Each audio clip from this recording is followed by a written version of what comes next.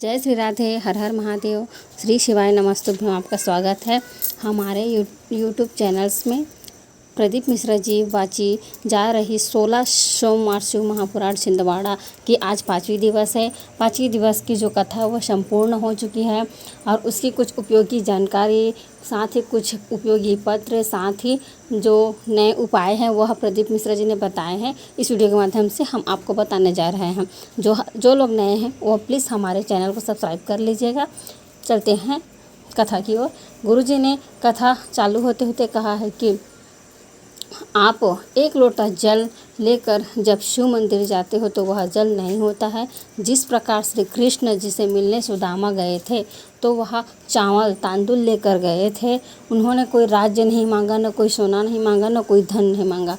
सिर्फ उस चावल को श्री कृष्ण ने पकड़ा और उसे 3 राज्य दे दिया, धन धान्य से महल से संपन्न कर दिया। ठीक उसी प्रकार से आप भी एक लोटा जल जब पकड़ कर जाते हो और मेरे देवाधिदेव महादेव को जब जल अर्पित करते हो तो महादेव आपको क्या देंगे ये महादेव ही जानेंगे और आप ही जानेंगे। इस प्रकार से गुरुदेव ने समझाया है।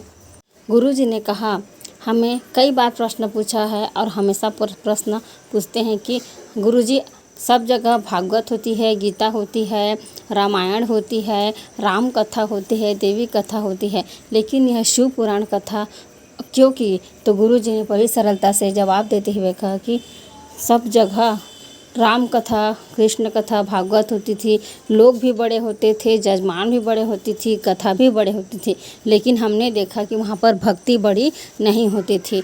जब से शिव पुराण चालू हुआ है तब से लोगों के दिल में भक्ति भी बढ़ी है और हर शिवालय में हर 5 मिनट इंतज़ार करना पड़ता है सभी को शिव जी पर जल अर्पित करने पर। इस प्रकार से सरलता से गुरुजी ने जवाब दिया।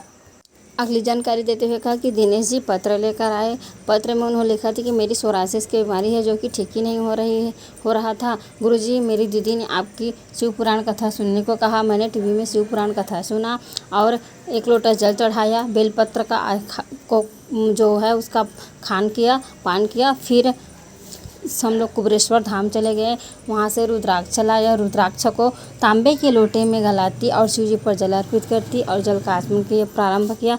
गुरुजी, मेरी सोरासिस की बीमारी ठीक हो गई है। उसी का आभार व्यक्त करने हम कथा पंडाल में आए हुए हैं। अगली पत्र आया है मीना साहू जी का, जो कि छिंदवाड़ा का रहने वाली है। उन्होंने लिखा है कि मेरे पति के ब्रेन में थक्का जम गया था। गुरुदेव, हम नागपुर लेकर गए। नागपुर के डॉक्टर ने कहा कि थक्का जब ब्रेन में जम जाता है तो ठीक होने में टाइम लगता है।